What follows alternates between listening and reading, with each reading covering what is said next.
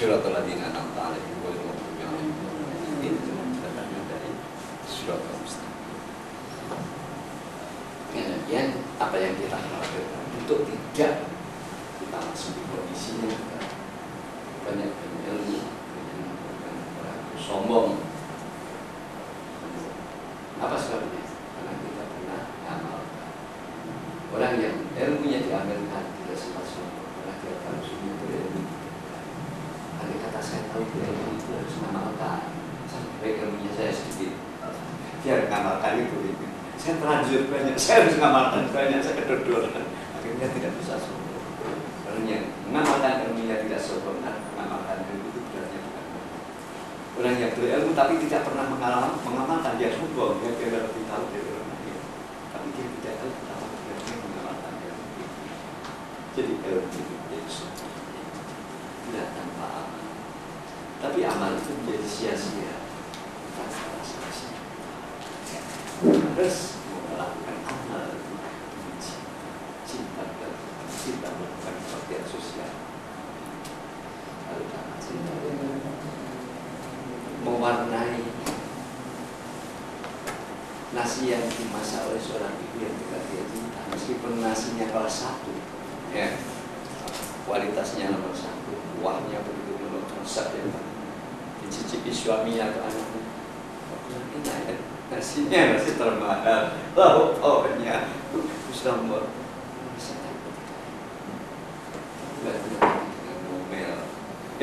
dibuatnya nanti dengan parah.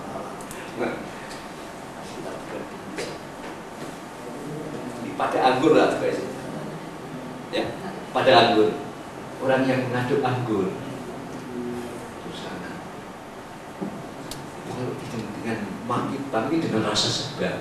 Dia tidak jadi anggur, dia jadi tuak yang memabukkan. Oke, aneh anggur. Maka dia harus hati-hati dengan kulit kita dengan cinta. Akhirnya jadi anggur yang segar. Jadi tuak, bukan jadi minuman keras. Jadi anggur. Seperti itulah perbuatan kita dengan cinta. Meskipun sederhana yang kita enak rasa. Dan para ibu, ini informasi menghadapi puasa supaya kita membiasakan kembali tradisi-tradisi dulu. Kalau hari raya masak membuat kue-kue sendiri, jangan pasrah pada toko terus. Masak membuat kue-kue tradisional yang dibuat di desanya. Ketika 10 hari, hari yang ke-20 sampai hari, jangan buat malam, buat siang pada ketahuilah apa yang kita buat pada waktu hari ke-10 sampai hari yang ke-21 sampai ke-20 di dalamnya ada obat dari Allah. Fihi syifa'un linnas. Di dalamnya ada karya orang yang sedang dekat dengan Allah. Unggah makanan apa. Nanti kalau turah, ya, setelah hari raya tidak dimakan jamu ada sisa. Kalau tanda sakit, coba kasih, sungguh. Kasih makanan yang dibuat pada waktu tanggal 21 sampai 30 Ramadan. Ya, nanti kalau sisa untuk tamu-tamu hari raya, berikan kalau ada tanda sakit, berikan. Nanti bisa memberikan. Itu perbuatan puasa pada sepertiga yang terakhir saat sangat dekat dengan Allah. Karyanya karya-karya abadi. Yang sekarang tidak pernah dibuat oleh ibu-ibu, maka suka minyak penyakit itu terus.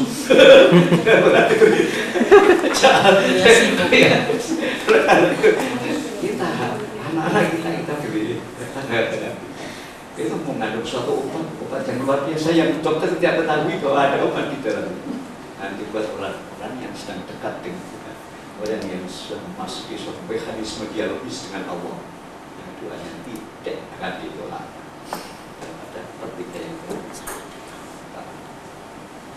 Kita masyarakatkan kembali jangan kongguan, monde itu ada obat-obat mengawet dan sebagainya, dan kita asing ada romantika Ramadan ya, ketika masuk ke Ramadan dan anak-anak kecil mengharapkan nanti akan makan yang dimasak oleh ibunya yang sudah bijak. Wah, itu ada romantika, ada suatu kebahagiaan, ada keceriaan itu.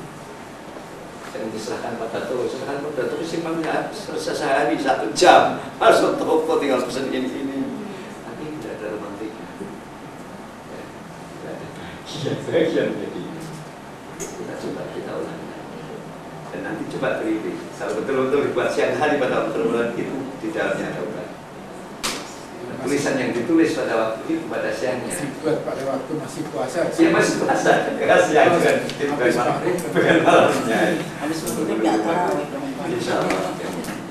Tujuan nilai sesuatu yang nilai bukan nilai misalnya programnya.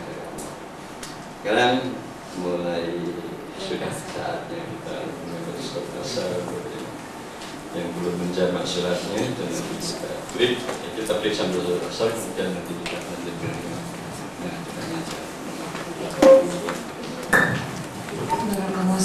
mudah-mudahan bermanfaat informasi dari Pak.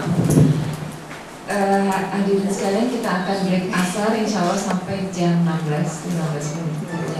Insya Allah termin berikutnya kita lanjutkan dengan formulir. Kita tutup dulu pertemuan ini dengan alhamdulillah.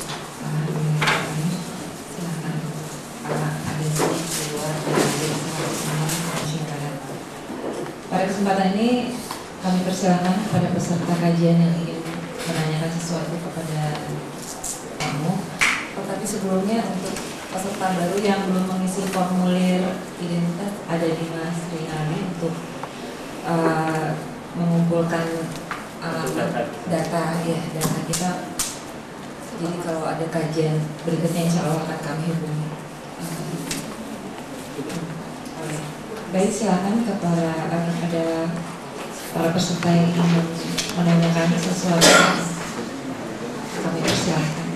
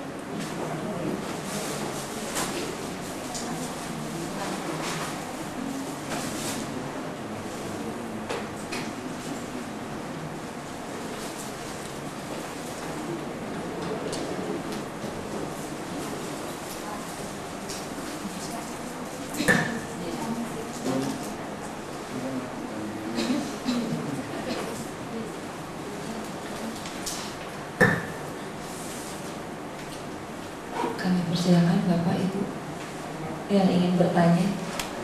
Tadi katanya Bapak punya pertanyaan, kami persilakan. Boleh, kalau nggak ada yang bertanya biar saya bertanya saja.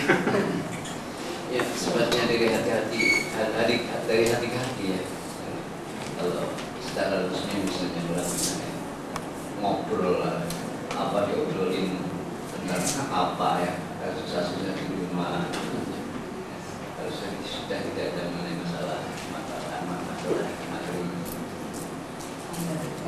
Memanfaatkan pertemuan itu. Ya, Saya tanya Pak ya. Iya Pak. Bismillahirrahmanirrahim. Ini ajaran Bapak kan harus menyebut basmalah. Mudah-mudahan basmalah ini diterima Allah Pak ya. Mudah-mudahan. Tadi Bapak bukan menanyakan, menjelaskan bahwasannya ada anjuran atau bagaimana namanya saya tidak tahu Pak ya. Pada waktu bulan puasa pada hari ke-21 sampai hari ke-30 kalau bisa itu buatlah makanan atau minuman buah tangan sendiri yang dibuat pada waktu siang hari saat masih berpuasa. Katanya ini ada obat yang sangat mujarab. Demikian menurut penjelasan Bapak tadi Pak. Ini yang saya tanyakan karena ini barangkali akan kita laksanakan nantinya. Walaupun yang lalu sudah pernah dilaksanakan, tapi kita tidak tahu. Barangkali ada pengalaman yang memang ini bisa menjadi patokan dan pegangan kita. Entah pengalaman Bapak, pengalaman siapa saja, bahwa memang ini betul-betul menjadi obat yang sangat mujarab. Barangkali baru satu itu aja pertanyaannya. Terima kasih. Oh, maaf Pak, Bapak siapa? Oh, harus dikenalkan dia? Iya. Mohon maaf ya pada nama saya Sutopo Samani. Saya datang dari Bogor. Kalau Pak Mo, beliau sudah kenal. Terima kasih. Sesuatu yang tidak berdasarkan Al-Quran ataupun Al-Hadis, tetapi penemuan di dalam proses menghayati kebenaran adalah sesuatu penemuan yang qualified, ya. Itu bersifat budaya, bukan bersifat agama. Ini tadi itu tidak bersifat agama, Pak. Itu bersifat budaya, ya. Bersifat budaya. Budaya Islam itu adalah budaya yang ditemukan dalam proses beribadah. Proses beribadah mendapatkan suatu pengalaman dari Allah yang bermanfaat bagi orang lain. Kemudian dianjurkan orang lain coba-coba. Boleh jadi kamu lalu menjadi sesuatu yang bersifat nilai budaya, nilai culture, ya. Nilai budaya yang bisa dilakukan dan ada manfaatnya. Jadi itu bukan bid'ah, karena tidak harus. Kita tidak mengatakan itu harus, tidak mengatakan itu sunnah. Tetapi pengalaman seseorang di dalam menjalankan ibadah, dia mendapatkan pengalaman dari perbuatannya dari Allah. Ini kemampuan ini, dan tidak ada keterangannya. Dan itu apabila dimasyarakatkan dan tiba-tiba dia mendapatkan manfaat, dia mendapatkan pahala sebanyak orang yang mengamalkan. Mansan sunnatan hasanatan. Saya menciptakan sebuah budaya yang baik, menemukan suatu penemuan yang baik dari praktek ibadahnya, kemudian bisa ditiru oleh orang lain, dia akan mendapatkan pahala sebanyak orang yang mengamalkan. Itu betul, Pak. Jadi apa yang kita buat di dalam akhir Ramadan, tetapi membuatnya ini bukan tujuan loh, Pak. Kita bonceng loh, ya. Tujuan puasa tetap puasa, bukan puasa untuk buat kue, ya. Puasanya tetap lillah, ya. Cuma karena kita akan menghadapi menjamu tamu, menjamu keluarga yang bersilaturahmi.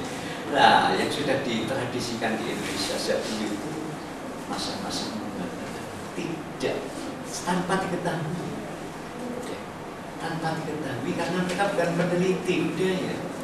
Tapi orang yang mempunyai satu sensitivitas sebagai satu peneliti, perbuatan kita dalam momen-momen religi ini mendapatkan input yang luar biasa. Ketika berpuasa, ketika sedang kita banyak sholat sunat, ada kejadian apa, itu bukan suatu pengetahuan individu dari hubungannya dengan Allah. Itu bermanfaat untuk disampaikan pada orang lain. Karena apabila itu manfaat itu bisa berkembang, maka kita akan mendapatkan pahala. Terutama dalam puasa. Puasa itu bukan sesuatu yang seperti sholat. Dia pakai timing panjang, ya. Yaitu 30 hari berturut-turut. Dan setiap hari nilainya lebih tinggi. Puasa yang kedua itu lebih tinggi dari yang pertama, ya. Karena energinya sudah terkuras satu hari. Ketika yang ketiga itu lebih tinggi, karena energinya sudah diambil untuk puasa 2 hari. Kemudian pada yang tertik, sepertiga yang terakhir, itu sudah seharusnya menurut anjuran Rasulullah, sudah seharusnya momen-momen jumpa Tuhan, ya. Momen-momen bertemu Allah, momen-momen berubah kodrat diri. Kodrat itu muatan diri, berubah dari kodrat seorang hamba menjadi seorang nabi. Nanti disebut malam-malam Lailatul Qadar, malam-malam di mana sebuah kodrat hamba menjadi kodrat nabi. Kekuatan seorang hamba menjadi kekuatan seorang nabi yang disukai, yang mendapatkan extra power, ya, tunjangan power dari sisi Allah karena keikhlasannya berpuasa. Nah, momen-momen itu luar biasa. Jangan lengahkan, tidak hanya di dalam membuat kue-kue yang nanti akan menyehatkan tamu-tamu atau keluarga, ya. Karena di dalamnya mengandung sesuatu yang bersifat cahaya Tuhan, nurullah yang besar, nurullah yang turun pada waktu kita dalam kualitas tertentu, kedekatan tertentu dengan karena dalam bahasa Allah menjanjikan puasa itu untukku dan aku sendiri yang akan memberikan balasannya, pahalanya, tidak melewati malaikat, tidak melewati alam. Oh, berarti ini nilai-nilai transendensi. Nilai-nilai transendensi itu nilai-nilai yang lebih daripada nilai rahmat. Rahmat turun melewati alam semesta, melewati bantuan manusia itu rahmat, melewati malaikat dan sebagainya. Ini Allah mengatakan puasa itu, dan aku sendiri, tanganku sendiri akan mengulurkan balasannya. Ini tidak bersifat alam, ini tidak bersifat natural, ini bersifat supranatural. Yang ahli fisika tidak bisa mendeteksi apa perbedaan kue-kue yang dibuatnya dalam yang pembuatnya berkuasa dengan kira, kan tidak ada satu partikel-partikel susunannya dan namanya tidak bisa terdeteksi oleh mata seorang fisikawan karena bersifat supranatural, bersifat transenden. Setelah informasi Allah ternyata ada kebenaran pada seseorang yang mau meneliti kejadian-kejadian ketika kita berkomunikasi dengan Tuhan, maka menambah kekuatan benarnya sabda Tuhan bahwa Allah sendiri yang memberikan balasan. Dia tidak bersifat alami, dia tidak bersifat natural, tapi bersifat supranatural. Dia tidak bersifat sebab akibat, tapi dia bersifat transendental, lompatan. Sehingga sesuatu yang memang ditunggu-tunggu oleh setiap orang yang percaya pada agama. Aktivitas Tuhan aktif di dalam diri kita. Orang yang beragama itu kan kita yang aktif mengabdi. Lalu ini jawaban Tuhan kapan sih? Kapan sih Tuhan aktif ganti? Saat Tuhan aktif ini kan ditunggu oleh orang-orang beriman. Aktif menjawab sholat kita, aktif menjawab puasa kita, aktif menjawab ganti Tuhan. Ganti Tuhan bergerak mendekati kita. Nah, itu momen-momen yang sudah luar biasa yang nanti merupakan dari transendensi kita menggapai Allah dengan lapangan seperti Allah turun imanen di dalam diri kita, mempunyai tambahan, kita mempunyai kekuatan, kita mempunyai ilham, apa yang kita buat memiliki daya kekuatan penyembuh, apa yang kita buat dan sebagainya. Bahkan tulisan yang dibuat ditulis pada waktu itu, tapi jangan nulis ya nanti ya, nanti kita banyak-banyak untuk buat jimat. Kalau mau buat begitu supaya jangan Ramadan. Di luar Ramadan itu Allah. Kalau kue-kue itu kan nanti memang bonceng, karena hari raya ini kita butuh kue daripada kita beli. Lalu kita masuk dalam sebuah masjid, di mana masjid itu dulu diciptakan oleh seorang sufi, buat ornamen-ornamen gambarnya, tulisannya pakai masuk. Dan kita dalam keadaan kondisi berpuasa lebih dari 20 hari. Di malam hari di mana listrik dimatikan, maka tulisan yang dibuat oleh seorang kasih Tuhan, kali yang telah meninggal dulu, seperti radio. Jam ini kan yang mengandung radio fosfor, seperti jamur pring, bisa dibaca tiga berita ada yang percaya. Itu tulisan yang ditulis dengan bahasa dan dengan mata ini tidak bisa kelihatan dengan mata orang lapar tambah itu bersinar. Itu hal-hal di dalamnya ada imanensi, ada kehadiran sifat-sifat, ada kehadiran kuasa Tuhan di dalam juga makanan-makanan yang bisa melihat kan orang-orang yang ahli fisika, ahli biologi, ahli kimia yang bisa melihat adalah orang yang lapar dan ada obat. Maka sebaiknya ini kita angkat sebagai suatu budaya yang dulu pernah dibuat budaya oleh nenek moyang kita sebelum ada pabrik-pabrik kue-kue. Ya kan, itu budaya kita memang oleh Wali Songo dulu, oleh orang pendahulu tidak ada. Bahkan kita saat bahasa Jawa itu sering kurang menghormati tamu bila kita menerima tamu dengan sesuatu yang kita beli. Tidak kita capek-capek membuatnya, itu Cuma kita beli dari toko, kita pindahkan, tidak ada rasa kasih, tidak ada rasa cinta. Tapi kita buat dengan hati-hati, dengan seenak mungkin menurut yang saya cicipi, sebagus mungkin ini bentuknya, menurut rasa saya nanti saya suguhkan pada orang yang berbeda. Ini ada cinta di dalamnya, apalagi dilakukan oleh yang berkuasa. Dan orang itu kemanusiaannya sangat tinggi daripada orang sekarang. Orang sekarang dunia yang tinggi, beli aja sudah cukup. Yang bekerja milik dulu, yang bekerja di menyayangi, mengabdi diri. Jadi ini sesuatu hal, ada sesuatu imanensi, sesuatu yang bersifat gaib, yang bersifat tinggi, yang bersifat ahli, yang tumbuh imanen di dalam ciptaan-ciptaan hasil karya seorang yang berkuasa. Betul, itu ada. Saya ngalami sendiri. Bukan ini sebuah teori, bukan sebuah teori. Kalau teori saya tawarkan, saya salah. Ketika praktek yang sudah ada hasilnya, saya tawarkan boleh. Sudah ada melewati eksperimen. Kalau itu sebuah teori saya tawarkan, saya belum praktekkan, itu saya tersinggung. Kamu belum praktekkan, kamu sudah mau tawarkan orang lain. Tapi kalau saya ditawarkan, sudah ada efektivitasnya, boleh ditawarkan kepada orang lain. Coba, meskipun kita banyak uang, meskipun kita banyak kopi ya, kita ikut buat sendiri. Pada waktu bulan Ramadan, ikut buat sendiri. Asik, maka ada sesuatu lebih-lebih nanti romantika kehidupan akhir Ramadan itu menjadi sesuatu yang beda.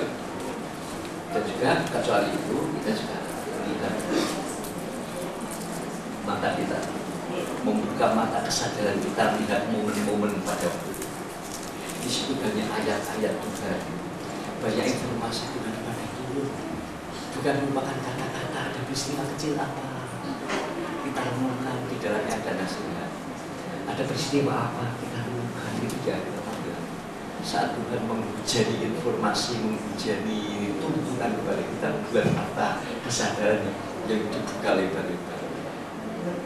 Itu malah di siang Ramadan dan di malam Ramadan, dua-duanya siang maupun malam ada peristiwa dia memiliki sesuatu yang bersifat abadi. Apa yang bersifat abadi itu? Ada konsep di dalam, ada konsep sesuatu kenyataan faktual, sesuatu kenyataan faktual. Kenyataan faktual itu kenyataannya perbuatan yang ada faktual. Di dalamnya membungkus kenyataan konsep ini. Manakala kenyataan faktual itu kenyataan faktual menjalankan kebenaran. Ini rumus.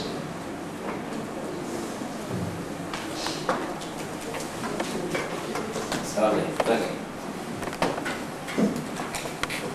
ini nanti kita bisa melakukan. Mengapa sih Quran ringkes itu tidak terikat suci, yang ringkesnya seperti Al-Quran, semuanya terurai tapi Quran ringkes. Baik, itu sudah biasa.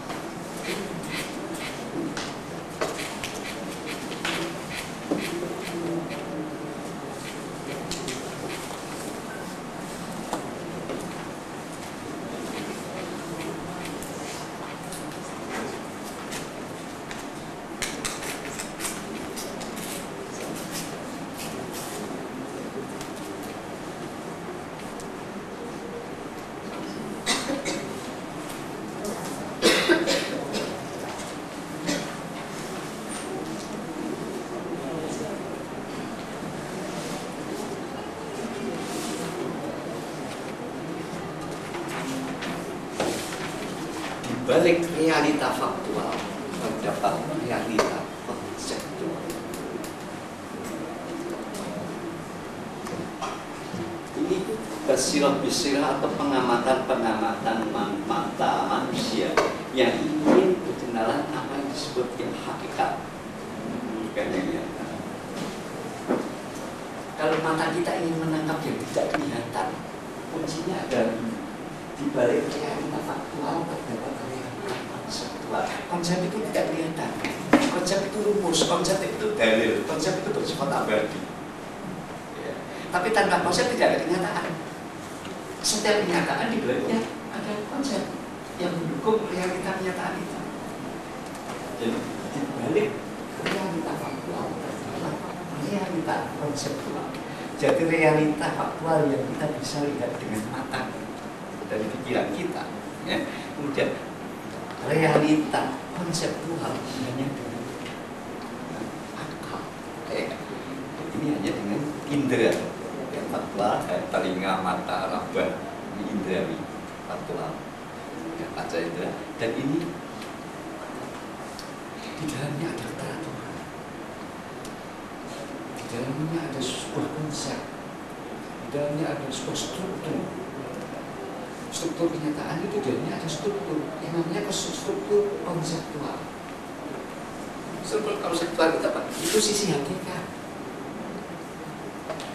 Struktur faktual itu apa? Itu struktur kenyataan, realita kenyataan, realita fisika. Di balik realita fisika yang bersifat jisim, di dalamnya ada realita konseptual yang bersifat benar.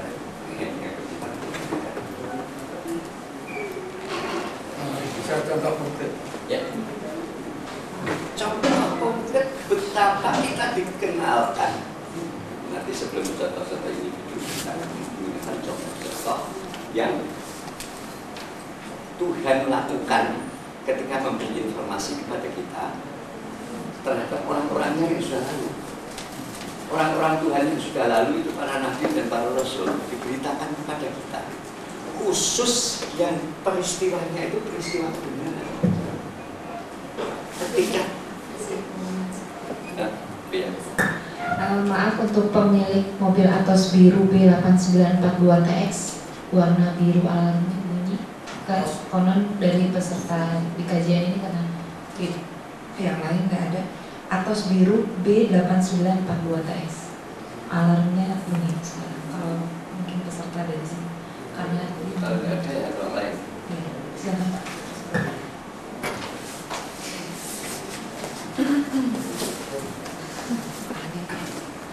Cerita nabi-nabi atau orang-orang yang menjadi miliknya Tuhan, miliknya Tuhan yang digunakan Tuhan untuk memberi informasi pada umat yang di dalam Al-Quran ini tidak seperti Injil. Wah, sampai nenek moyangnya bahasnya ini ben dan lengkapnya itu sehingga yang diriwayatkan manusia. Kalau kita menceritakan si A sejak ia lahir, perbuatan suka duganya, ya, kreativitasnya semuanya sampai ia mati, campur aduk. Ada hal-hal yang manusianya yang termaten. Tapi Al-Quran menceritakan Nabi Musa tatkala di Bukit Sinai, tatkala dia terusir oleh Fir'aun, mau diajak dibunuh, kemudian di Bukit Sinai dia diperlengkapi. Nah, apa itu?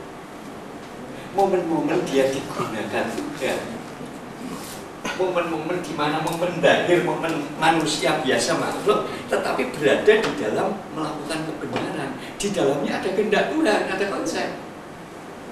Itu yang dinukil di dalam Al-Quran.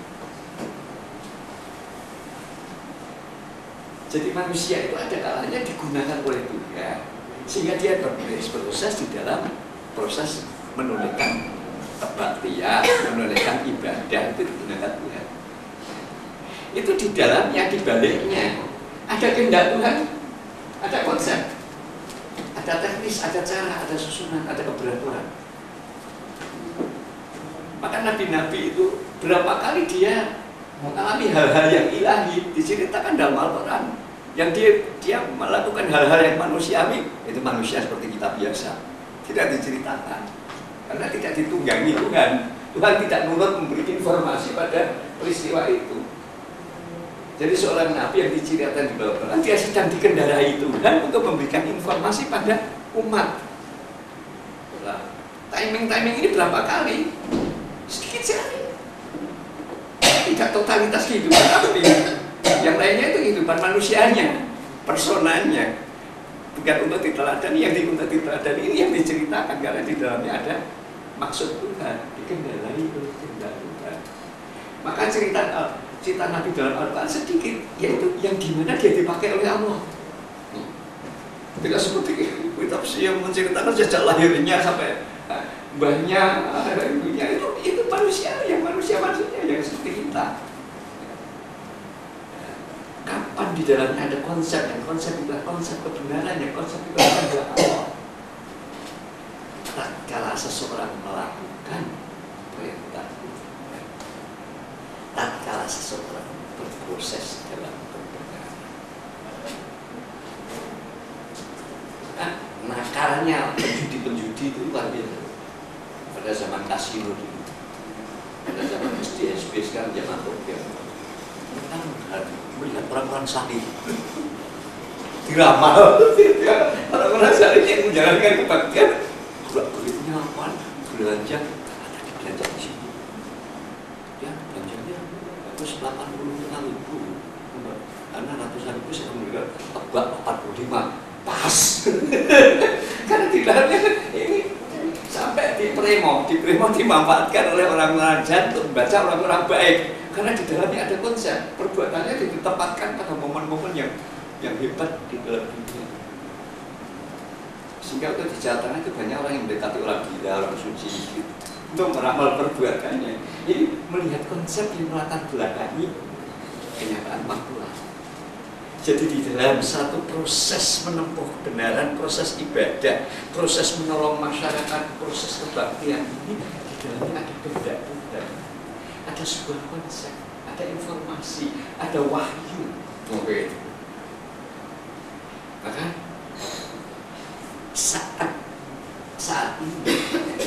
saat kita sudah, ini hari ini kan bulan-bulan ini bulan kebenaran, bulan untuk membaca yang itu, bulan untuk studi yang itu, menyiapkan studi yang itu karena hampir Ramadan. Karena Ramadan nanti kita praktek, ya kita sudah praktek. Dan studi mengenal kehendak-kehendak Tuhan yang ada di balik itu gimana cara? Supaya nanti kita tahu itu praktek, jangan ada yang miss. Ada ilham tapi tidak tahu kita ilham. Habis puasa kita tidak bisa berubah hidup. Ada informasi dari Tuhan yang sesungguhnya ini adalah untuk perbaikan kita dijamin tidak bisa menangkap sehingga kita tidak berubah kehidupan kita. Padahal kita sedang menghayati momen-momen kebenaran, momen-momen religi, momen-momen berilahi. Karena puasa adalah suatu ibadah yang dilakukan oleh hamba sekaligus oleh Tuhan. Hamba melakukan puasa, Allah pun puasa, Allah pun tidak pernah makan. Kita tidak makan. Allah itu mulai yuta'in walai. Dia yang memberi makan, tetapi dia sendiri tidak makan. Tetapi kita puasa, tapi kita dermawan. Saya sanggup memberikan orang ada pengemis, ada tetangga yang makanan, walaupun saya tidak makan, walaupun sebenarnya seperti Allah, dia yang memberi makan, tetapi dia tidak makan. Nah ini sifat-sifat ketuhanan. Saat itulah kita mengandung konsep-konsep. Jadi kita mempeledak kebenaran-kebenaran. Jadi kita menginformasikan kehendak Tuhan. Jadi kita memancarkan wahyu-wahyu.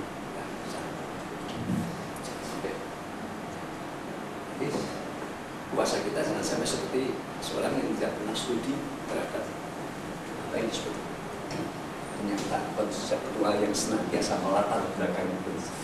Karena apa yang kita tafsirkan tadi tidak tafsir, tidak terjemahan, tapi mengurangkan kandungan awal satu konsep di balik kata-kata yang kita baca terus ya. Kita belum berubah dari kata-kata Fatihah itu, kata-kata yang disebut Fatihah yang sungguhnya di dalamnya ada sesuatu konsep manajerial yang luar biasa. Jadi di sini ada sesuatu yang luar biasa, yaitu bahwa hamba Allah itu digunakan oleh Tuhan untuk memberi petunjuk kepada hamba Allah yang lain. Hamba Allah itu tidak hanya dibuat untuk mengabdi kepada Allah, tapi ada di antaranya yang Allah berkenan kecuali mengadu kepada Allah, dia menyampaikan pesan Tuhan kepada yang dikendarai Tuhan untuk manage ya. Ada seorang sufi berjalan di tepi hutan, tiba-tiba ada seorang pengemis tua buta dituntun anaknya, cucunya yang masih anak-anak sampai ke tepi hutan dan minta-minta. Orang ini masih seorang tua yang buta minta-minta, yang nuntun anak kecil tidak tahu mestinya minta-minta itu di pasar, di toko, ini di tempat yang sunyi. Kakeknya demi beli kasihan di kami, tapi tidak ada lagi.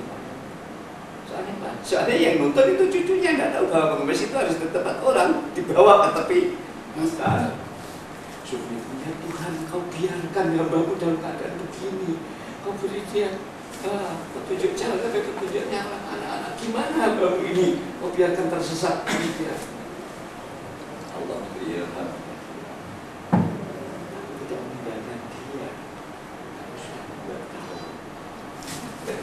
Kau yang menasehati sekarang. Aku sudah membuat kau. Seperti inilah sikap kita dan menghadapi kita seperti yang abdi kita itu siap untuk digunakan Tuhan untuk merubah yang lain, untuk memberi nasihat yang lain, untuk membantu yang lain. Jadi supaya kita kan goblok kamu, salah kamu tidak. Ya. Jangan katakan goblok kamu, justru kamu tahu bahwa goblok maka ajari. Justru karena salah maka benahi, justru karena membela maka luruskan, bukan untuk mengatakan itu buruk. Luruskan. Demikianlah di dalam suatu kenyataan realita faktual, di dalamnya ada realita, ada kenyataan. Dan bacalah itu, itulah dialog kita dengan Allah sebagai orang yang kita menerima apa itu. Itulah wahyu kita, itulah wahyu Tuhan yang diturunkan pada orang biasa, bukan pada Rasul. Membaca apa yang ada di balik hijab, membaca apa yang ada di balik realita, itu adalah perintah. Maka Nabi Bashir yukallimahullah illa wahya atau tidak mungkin bagi seorang biasa diajak bercakap sama Tuhan kecuali melewati wahyu, yaitu kaum min waroi hijab, yaitu para hijabnya atau dari balik hijab, di balik realita faktual mendapatkan yang kalau itu belum mampu. Nah, kalau itu belum mampu karena kita malas ibadah, malas melakukan kebenaran, ya baca wahyu, baca kitab yang atau menurunkan kitab pada seorang nabi. Nabi itu kita baca sama dengan dialog dengan Tuhan. Jadi dialog dengan Tuhan tiga macam. Ya. Nabi langsung wahyu, orang bijak, para sufi, para wali dari balik hijab. Baca realita konseptual yang tersembunyi di balik realita faktual tasawuf. Orang awam baca perolehan Nabi, wahyu-wahyu yang sudah terjadi. Orang awam dengan membaca perolehan Nabi atau Rasul menerima wahyu, dan orang-orang yang menempuh di orang kebenaran, orang-orang yang siap memasuki itu bergam tasawuf, membaca yang ada di balik tirai kenyataan. Apakah kenyataannya? Kenyataan itu ya, adalah kenyataan faktual. Faktual itu bukan materinya juga, tapi juga peristiwa apa yang ada di balik peristiwa. Itu yang disebut realita. Maka Quran menjadi tidak menunjukkan semua nabi, semua peristiwa nabi. Hanya ketika nabi dikendarai Tuhan untuk membungkus realita konseptual tentang kebenaran diceritakan. Yang nabi itu berjalan atas kemanusiaannya, dia adalah makhluk yang bervisi seperti kita, tidak diceritakan. Maka cerita tentang nabi di dalam Al-Quran hanya ketika dia digunakan oleh Tuhan di dalam menginformasikan kebenaran, dia diambil Quran, yang tidak itu manusia biasa. Atau itu unsur manusia. Hanya perjalanan dari sebuah personal sikap. Maka apa yang saya katakan tadi menurut suatu pengalaman yang pengalaman itu boleh dicoba, boleh ditradisikan kembali sehingga itu sebagai nilai tambah dalam kehidupan kita, tidak sebagai orang-orang yang tidak pernah berpuasa. Dan sesungguhnya semua orang-orang Islam, semua orang yang pelaku kebenaran itu adalah topik yang bisa menciptakan syifa, topik yang bisa menciptakan penawar bagi penyakit jiwa maupun penyakit fisik. Berkreasilah pada waktu kita berpuasa, pada waktu kita menghafal. Kreasi kita ada unsur ilahi, ada imanensi dan tidak. Tapi selain itu, untuk menambah kekayaan informasi kita tentang masa depan, saat itu juga ketika puasa ada nasihat-nasihat apa yang seharusnya aku lakukan setelah puasa nanti. Ada di dalam peristiwa-peristiwa. Maka jangan marah. Ketika anak nakal itu anak sudah dikendalikan Tuhan untuk memberikan informasi pada kita. Kalau kita marah, batal puasa kita tidak bisa membaca denda-denda. Karena kita marahi orangnya pada orangnya, anak yang sedang nakal di bulan Ramadan ketika tanggal 24 itu sedang dikendalikan oleh Tuhan memberi informasi pada kita. Kan dia bibirnya udah. Kok malah kita marahi, ya tidak ketemu. Informasi kita tidak ketemu karena kita memarahi anaknya. Kita kemalingan. Awas, jangan marah. Jangan marah kemalingan pada hari itu. Di dalamnya ada informasi Tuhan. Ya, kalau kita marah, informasi tidak kebaca. Cuma kita ngurus nangkap pencurinya, kita serahkan polisi. Dan ada peristiwa. Jadi momen-momen itu momen komunikasi dengan Tuhan. Kita jangan berkomunikasi dengan manusia. Artinya jangan dengan kulitnya kita. Hanya sisi kulitnya kita. Sisi dalamnya. Tuhan sedang mengatakan sesuatu. Tuhan sedang memberi informasi. Tuhan sedang memperbaiki diri kita. Tuhan sedang memandu kita untuk mengambil sesuatu. Masing-masing. Insya Allah, apabila kita betul-betul ikhtisab di dalam Soma Ramadan, iman, ihtisaban, kufirullah, mata pertama kita siang di bulan puasa dengan iman dan ihtisab, dengan iman bukan untuk apa-apa dan mengabdi kepada Allah.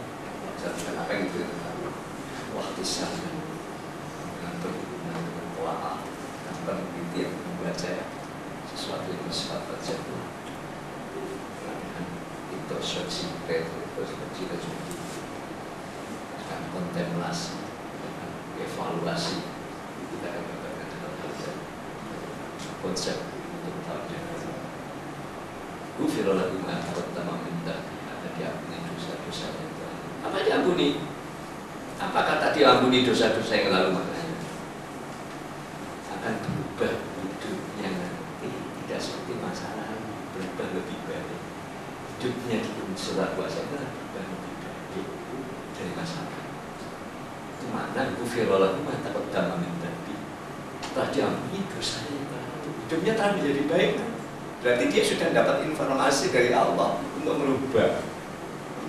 Tanda dimaafkan, tanda tidak mengulangi dosa, tanda tidak mengulangi dosa, hidupnya berubah menjadi lebih qualified. Nah, informasi itu tadi. Maka jangan marah kalau kemalingan, jangan marah kalau anaknya, cucunya nakal, jangan marah itu. Allah sedang berkata melewati peristiwa-peristiwa yang kita lihat. Tapi itu marah itu membatalkan sisi dalam puasa. Sisi zahirnya tidak batal, tidak makan, tapi sisi hakikatnya yang batal. Artinya Miss tidak bisa membaca informasi, Miss tidak bisa membaca kenyataan konseptual di balik kenyataan.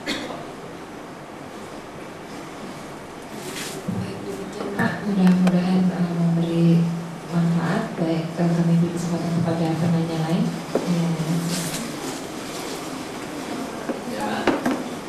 Dari mana? Dari siapa? Peserta akhir. Sama. Ini Kak, saya ingin bertanya, kadang kita ini punya ada mendengar dari hati kita gitu, ada yang mengatakan sesuatu gitu ya. Ya. Entah intuisi, entah namanya ilham dan yang kadang saya ada ini membedakan mana yang datang dari Allah, mana yang bukan. Kadang kan ada bisikan yang sebenarnya kita sendiri sebenarnya nggak baik nggak sih kita jalani gitu. Itu Pak, yang gimana membedakannya?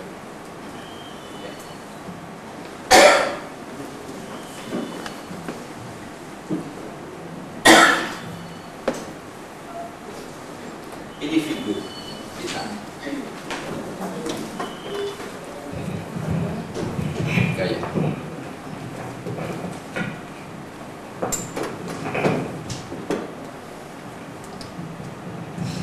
Figur manusia, bila dia mendapatkan informasi bisikan melewati itu dari manusia bersifat ilmu,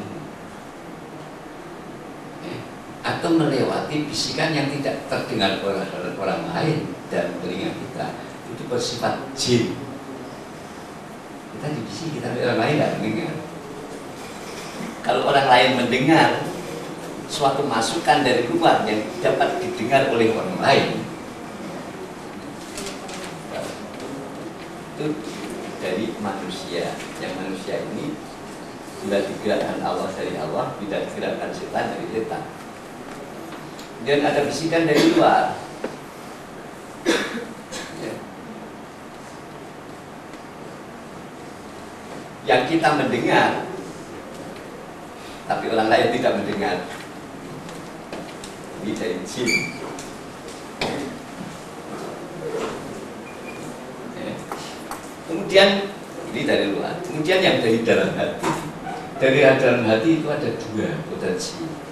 Yang bisa merekam, yang satu akal, yang satu perasaan.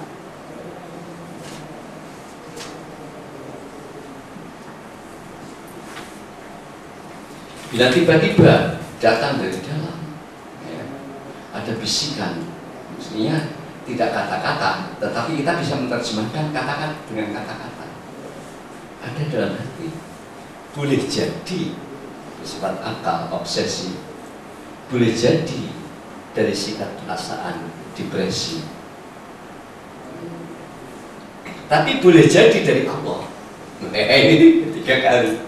Nah, jangan sampai kita salah.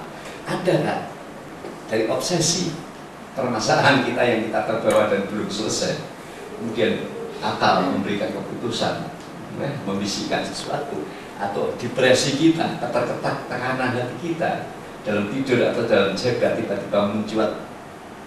Itu ada dua potensi yang milik kita, satu akal, dua. Kalau ini sudah bukan dan ini sudah bukan, itu berarti dari Allah, dari luar instrumen ini. Maka para nabi atau orang-orang yang untuk di dalam mimpi-mimpinya itu mengalami mimpi yang 3 kali. Ibrahim potong Ismail, dia tidak membiru malam pertama, boleh jadi dari obsesi akal. Malam kedua, Ibrahim potong anakmu Ismail, tidak dihiraukan, boleh jadi dari perasaan. Setelah ketiga, tidak, ini sudah saya tolak, dia mungkin datang, ini sudah saya tolak, tapi ketiga kali ini datang, ini dari Allah. Setelah 3 hari. Yang dua setelah kita tolak, kita tidak dihiraukan, kemudian masih datang yang serupa, berarti dari Allah. 3 kali atau sekali bisikan. Karena ada 2 instrumen yang membisikkan dalam kesadaran kita, karena mereka mempunyai rekaman. Rekaman ini ada di dalam akal dan ada di dalam dimensi rasa. Dari akal terhadap struktur, kemudian dari rasa ini merekam situasi, ini merekam struktur, ini merekam situasi, ini merekam salah benar, ini merekam baik buruk. Itu itu memberi informasi pada kesadaran kita. Tolaklah. Kalau sudah datang yang ketiga, berarti itu bukan dari kita. Karena dari akal sudah kita tolak, dari rasa kita itu sudah tolak. Yang ketiga itu, maka impian yang benar datang 3 kali berturut-turut. Kalau hanya sekali belum tentu. Tetapi boleh tidak menutup kemungkinan, sekali dari Allah juga tidak menutup kemungkinan. Nah ini yang menyebabkan kita payah. Memiliki sensitivitas, memiliki sesuatu kualitas, kualitas membedakan. Ya. Ini jenisnya apa?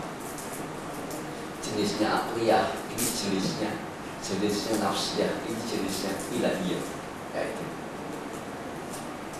Jadi ini mengarah kepada kebenaran yang ilah. Ini mengarah kepada kebenaran individual. Atau ini mengarah pada kebetulan rasa.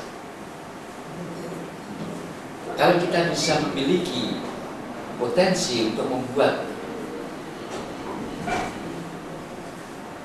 perbedaan, diferensiasi antara ketiga ini, kita boleh memutuskan tanpa nasihat orang lain, tanpa nasihat orang lain.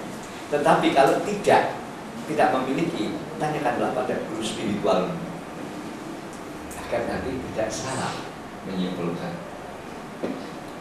Tanyakan pada impian atau suatu ilham, ini dari Tuhan atau dari akal saya atau dari perasaan saya.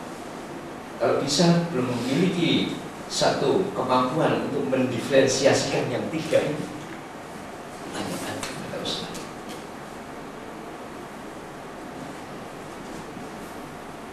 Atau sekarang saja kita beri informasi.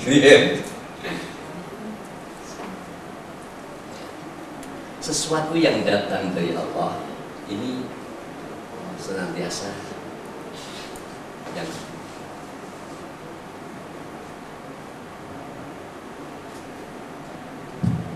merupakan suatu hasil dialogis atau hasil sintesis dari juga yang dibawa, yaitu akal dan rasa, pikir dan akal, pikir dan rasa.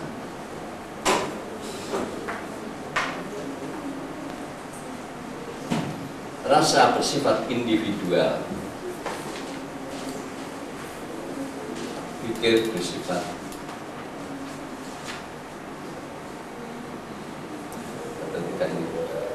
bersifat subjektif, bersifat objektif. Pikir senantiasa bersifat objektif, rasa senantiasa bersifat subjektif. Bila tidak subjektif dan tidak objektif, ini berarti dari Tuhan, dari Allah. Apa tidak objektif dan tidak subjektif itu? Kedua-duanya. Sekaligus dia objektif dan sekaligus dia subjektif. Bermanfaat bagi diri dan bermanfaat bagi orang lain. Kalau hanya bermanfaat bagi diri itu dari dimensi rasa. Kalau bermanfaat bagi orang lain, objektif. Kebenaran ini bisa diukur, bisa diterima oleh orang lain. Tetapi di mana ada manfaatnya bukan pengembangan diri dan ada manfaatnya buat orang lain, itu sifat yang dari Allah. Karena ini ada dialogis antara dua potensi, pikir dan rasa. Tapi kalau masih belum bisa menganalisa itu, masih sulit, tanyakan pada Ustaz di rumah, pada orang tua yang sudah sering menafsiri alam-alam simbol, alam-alam ru'yah, alam-alam ilham ke dalam bahasa rasional. Karena apa ya? Menyambung ya Pak. Kalau misalnya kadang gini, kita kadang, oh ini orang ini susah, saya harus bantu. Terus kan kita pakai dagang untuk timbangan itu. Udah aku pernah bantu, dia pernah bantu aku harus bantu juga. Dulu lagi dia, kamu jangan begitu, kamu seperti pedagang, baiknya kamu nggak terserah cuma tidak ini bantu aja kena Allah gitu kan, semacam-macam. Kita sering berantem sendiri gitu ya. Nah itu kan rasa ingin, itu kan rasa ya, maksudnya kadang kita pada rasa-rasa itu kan keinginan saya ingin gitu ya. Nah bisa jadi, nah pikir itu bisa jadi kayaknya nggak pakai pikir itu, cuma rasa itu. Berarti tadi kan rasa itu subjektif. Nah itu apakah saya salah dan menganalisis itu gitu ya, pertama ya. Terus yang kedua mengenai apa tuh tentang bisikan-bisikan gitu ya, bisikan-bisikan. Kalau bisikan dari jin tuh kayak yang mana gitu bentuknya gitu. Kadang kan kita suka gini, ada gini, nanti di sana tuh ada kayak gini-gini kemungkinan, terus kemudian betul gitu, kejadiannya betul gitu. Saya udah tahu gitu, saya bilang gitu, saya nggak tahu, saya juga ngomong begitu sepertinya saya udah ada yang ngomong gitu. Saya udah tahu sana kayak gitu. Nah itu kan kadang juga ada bisikan-bisikan itu juga nyuruhnya baik juga gitu. Nah baik, apakah bisikan-bisikan itu tuh kita abaikan aja semuanya gitu ya, yang apakah saya nggak tahu apa itu jin atau apa gitu, saya nggak ngerti gitu ya. Itu aja Pak. Di dalam sesungguhnya bisikan di sini istilah Indonesia, istilah kita, istilah tradisi orang Indonesia, orang Jawa, itu sesungguhnya bukan bisikan,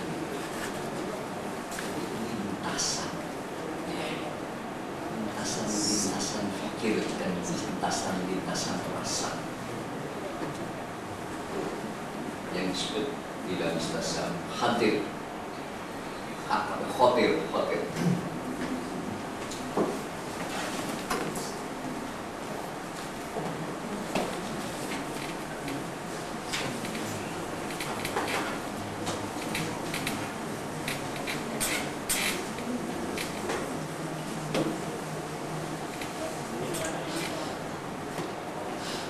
Ada dua khatir. Satu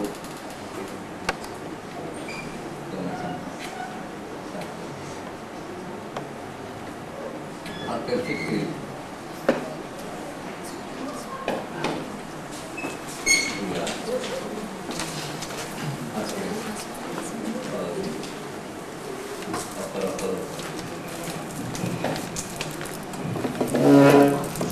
lintasan pikiran dan lintasan rasa. Lintasan pikiran dan lintasan rasa.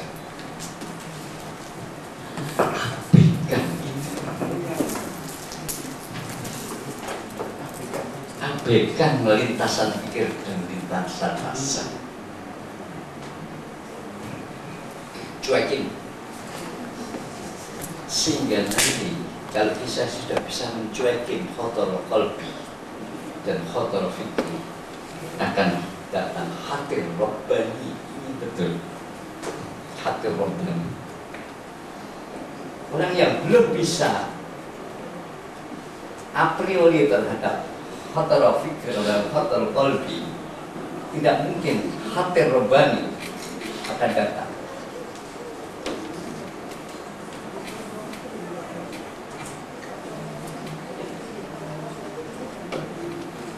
Yang hati robbani itu yang harus diterima, yang sesungguhnya ilham. Bagaimana supaya kita menjadi seorang mulhim, seorang yang diilhami Allah, berjuang keras menolak khotor qalbi dan khotor fikri, bisikan fikir, lintasan pikiran dan lintasan. Karena inilah yang mengganggu kita menerima ilham, yang mengganggu kita melihat kenyataan dengan tanpa ikut campur rasa, dengan tanpa ikut campur pembenaran pikiran. Jadi sifat daripada lintasan pikiran, ya, untuk mengetahui sifat daripada khotor fikri ditentang khotor qalbi. Sifat dari lintasan pikiran senantiasa ditentang oleh pikiran, lintasan. Sifat lintasan hati senantiasa ditentang oleh lintasan pikiran. Maka jelas, mungkin bagi lain dari Mbak ini juga merasakan ada suara dalam hati saya untuk mengajak pergi. Ada suara lain menghalangi, jangan. Nah, dua-duanya batin.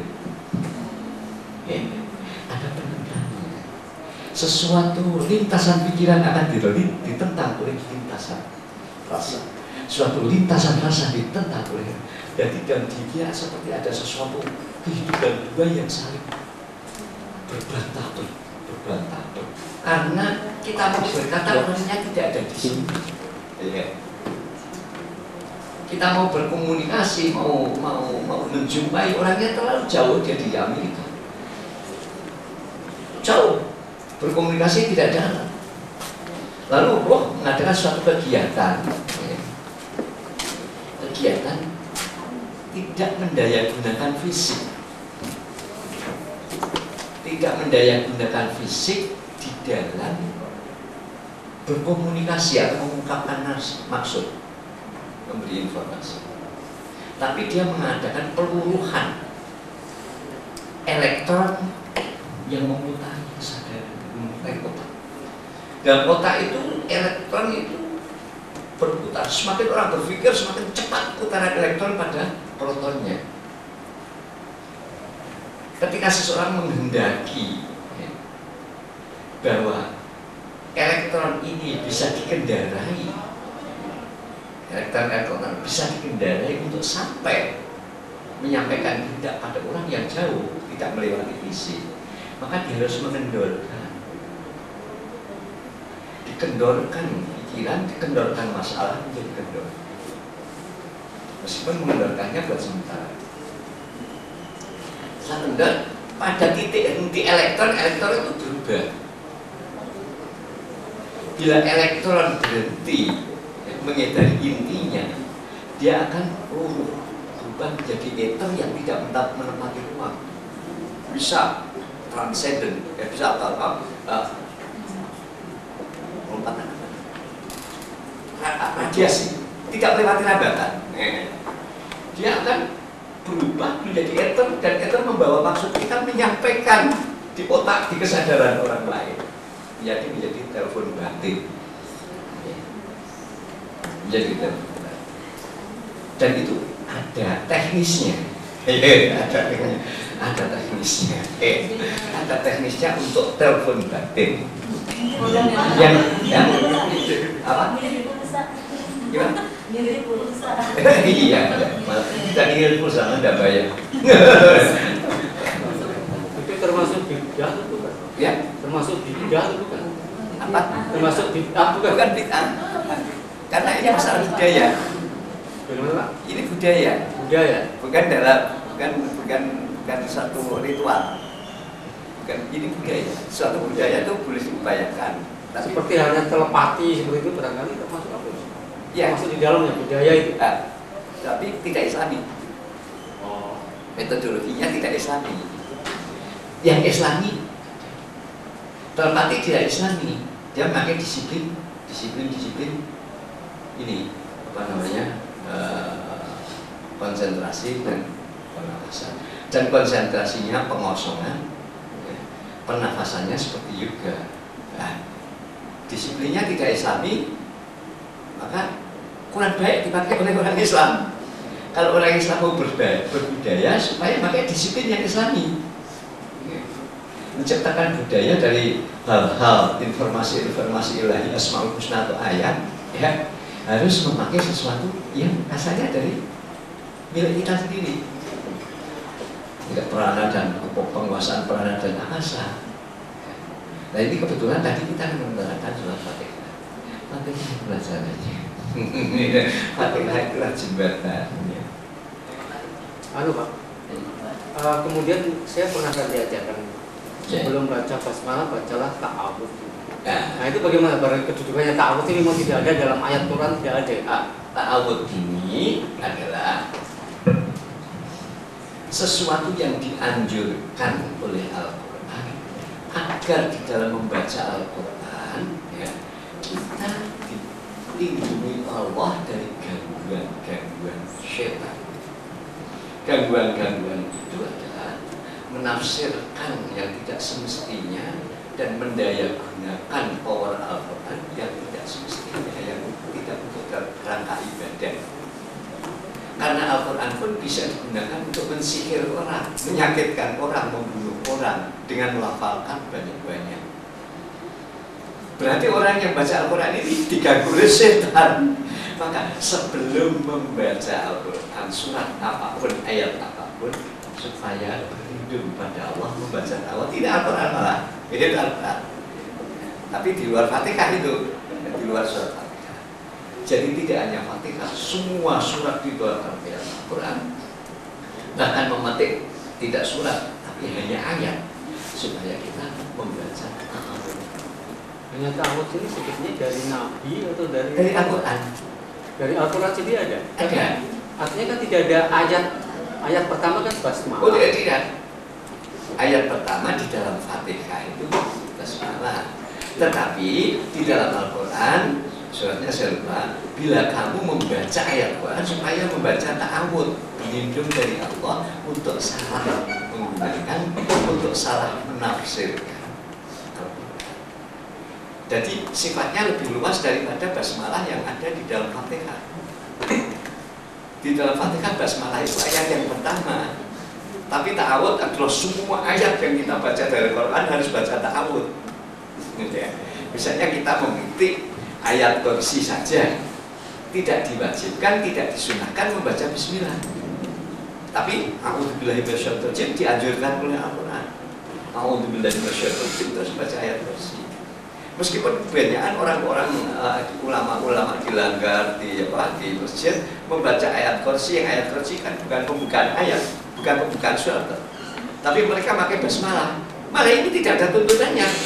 Yang ada tuntunannya setiap membaca ayat harus membaca ta'awudz, harus a'udzubillahi minasyaitonir rajim baru wa ilahukum ilahun wahid. Itu yang benar menurut Quran, bukan menurut kabrah, bukan salah kabrah ya, menurut Al-Quran.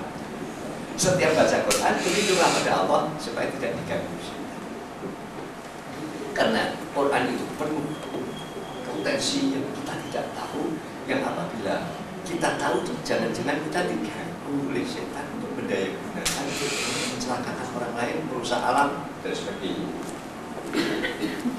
Kemudian kalau ada yang mengatakan begini, Al-Quran itu tidak berubah. Waktunya memang sudah habis, tapi sedikit aja Pak. Ya. Al-Quran itu tidak akan berubah karena yang menjaga ada jin yang menjaga. Ini kan sebetulnya yang mana? Yang menjaga Quran itu jin, Allah sendiri atau malaikat? Ya, soalnya ini ada ayat-ayat di dalam Al-Quran. Malak itu bukan jin. Malak itu bukan jin. Malak itu jenis malaikat yang ditugaskan untuk tugas-tugas khusus, bukan malaikat umum. Malaikat yang dikenalkan pada kita itu malaikat yang mempunyai job umum. Ada malaikat yang tidak memiliki job umum tapi memiliki job khusus. Job umum misalnya Israel hanya nyabut nyawa. Kemudian Jibril hanya menyampaikan wahyu dan ilham. Itu job umum yang yang diterangkan di dalam hadis, beberapa ayat Quran. Tetapi ada sesuatu, ada malaikat. Jadi malaikat itu tidak hanya sebanyak 10 itu yang kita hafalkan itu, ya. Tapi malaikat itu tidak terhingga kalau kita sudah menyentuh job-job khusus. Ada job khusus yang luar biasa, ada malaikat yang menjaga huruf. Setiap huruf itu dijaga oleh malaikat. Dan tidak satu huruf ada yang dijaga oleh seorang raja malaikat dan pembantu-pembantunya. Ada pembantunya, ada yang 30-an, yang 25 dan sebagainya dan sebagainya. Itu disiplin dalam huruf. Ya. Nah, yang kebetulan saya mempunyai nama-nama itu. Tapi karena ini tidak boleh diajarkan, karena ya, siapa raja malaikat yang membaca yang menjaga huruf alif dan berapa jumlahnya pengawalnya, ya. Siapa yang membaca nama raja malaikat yang menjaga huruf lam dan berapa jumlah pengawalnya. Kalau ini dikenal dan ini diajak dialog, sebuah huruf dari huruf hijaiyah bisa untuk membunuh orang yang ada di Amerika dari Indonesia. Ini ukur ini berbahaya. Oleh karena itu tidak boleh diajarkan. Kita bunuh saja. Apabila kita mengetahui ini kemudian kita bekerja liar, tidak ada perintah Tuhan, tapi kita dengan inisiatif insaniah atau inisiatif politik itu bisa merusak ciptaan Tuhan. Tidak ada perintahnya Tuhan kecuali seperti Khidir ya, seperti Khidir atau dimana mereka itu tidak melakukan sesuatu kecuali Allah yang memerintahnya. Betul Pak? Setiap huruf memang jaga apa lagi huruf yang membentuk ayat Allah, malaikatnya lebih kokoh lagi. Kemudian apalagi huruf yang menjaga surat. Ini saya terus terang saya pernah juga menyalahgunakan dulu ketika ya saya mengamalkan Allah karena ada orang sakit tidak tertolong oleh dokter, lumpuh sudah total, masuk rumah sakit Kristen malah tinggal lahirnya. Ya, dari kaki ke atas, asalnya bisa bergerak, tidak bisa bergerak, tapi ini bisa bergerak. Terus akhirnya ini aja tidak bisa bergerak, tapi masih doyan mangan. Di atas tempat itu tiduran terus disuapin. Dan akhirnya saya kebingungan. Ketika itu menggunakan malaikat yang menjaga Allah Ahad sebanyak 7 malaikat memerintah. Setelah saya mohon izin pada Tuhan sholat 2 rakaat, waktunya harus hari Kamis jam 6 sampai jam 7 pagi ya, membaca Allah Ahad sebanyak 1002. Setiap kali kita memanggil ya Jibril ya Rupaya ya Jibril ya Rupaya ya Inaya ya Samsama ya Kaswa ya Bulu ini maksudi wa muntaha amali ya, laksanakanlah ya maksud saya dan reasilah puncak dari kehendak saya saat ini, yaitu sembuhkan si ya, merintah malaikat 7 itu luar biasa. Sembuh. Orang lumpuh berbulan-bulan tinggal kedap-kedip gerak matanya saja, pagi harinya turun dari tempat itu. Dokternya nggak bisa. Dari putus asa dibawa pulang, jadi tidak punya. Bapak mengatakan ini menyalahi. Saya menyalahi. Saya kan tidak diperintah Tuhan, saya ke atas inisiatif nafsu saya karena itu masih famili. Tapi saya gunakan, saya memerintah malaikat itu orang-orangnya Tuhan kan. Nah, setelah saya menjumpai sebuah ayat bahwa tidak boleh, saya kemudian, tapi itu sudah terlanjur 3 kali saya lakukan. 3 kali saya lakukan. Gimana famili istri saya, kemudian pada perangkat desa di desa saya, dan kemudian pada seorang yang ada di Kudus, putranya Pak Mitismito yang budal 3 rokok itu. Punya rokok kretek itu ya, putranya dan Mas Marsi itu saatnya bertengah bisa. Setelah terlanjur 3 saya baru menjumpai sebuah ayat. Wa man yad'u ma'allahi ilahan akhar la burhana lahu. Siapa yang sudah memanggil Allah masih memanggil yang lain. Ini tidak ada keterangan. Saya manggil malaikat Jibril, Ruqayail, saya Kaswayail. Nah, ini saya kan menduakan Allah. La burhana lahu. Kemudian tidak ada keterangan. Fa inna ma hisab min darbi. Dan hisabnya ada di tangan Tuhan. Apa mau manggil selain aku? Menduakan Allah atau kita kayak Allah merintah makhluknya Allah. Ya, memanggil gak sama dengan menduakan Allah. Al perintahnya tadi kan saya sudah sholat minta izin. Minta izin pada Tuhan, tetapi kan memanggil kayak il, ayail, samsamail, kaswayail, kayak ajib, tunaikan hajat. Dulu maksud untuk mencapai maksud Muhammad amali dan puncak daripada amali itu perbuatan atau cita-cita bahwa syifa ya penyembuhan sifulan bin sulat 3 kali dan luar biasa. Tapi saya tidak berani mengulangi setelah karena ada yakin. Dan dengan setelah Ibrahim, ketika itu saya masih muda Pak, bukan seperti sekarang. Jadi masih sanggup membaca ribuan ini, ribuan Allah Ahad. gimana akan ditulis, akan ditaati oleh para malaikat bila kita laksanakan. Ya, memang ini tadi kan membahas apakah betul bahwa Al-Quran betul, Al-Quran memang dijaga oleh para malaikat, tapi bukan malaikat yang kita hafalkan yang 10 itu. Ya. Baik, karena mohon maaf mungkin pertanyaan dan keingintahuan hadirin berkembang, tapi waktu sudah melampaui target jam 17.20. Mungkin sebaiknya kita tutup dulu pertemuan kajian hari ini. Mudah-mudahan keingintahuan para hadirin menyebabkan kehadiran bulan depan bahwa kami melaksanakan insya Allah. Masih sekali sebelum Ramadan, ya, Saban ya, masih ada satu. Kita ke Ramadan kira-kira hampir 1 bulan atau 2 bulan saya istirahat di rumah. Nanti aku terasa lalu kita lanjutkan kajian. Ya, baik hadirin sekalian, sebelumnya kami ucapkan terima kasih atas kehadiran para hadirin semua dalam kejadian hari ini. Mudah-mudahan memberi berkah dan memberi manfaat kepada semua lingkungan kita dan diri kita khususnya. Baiklah, kita tutup pertemuan ini dengan bersama-sama. Billahi taufiq wal hidayah. Wassalamualaikum warahmatullahi wabarakatuh.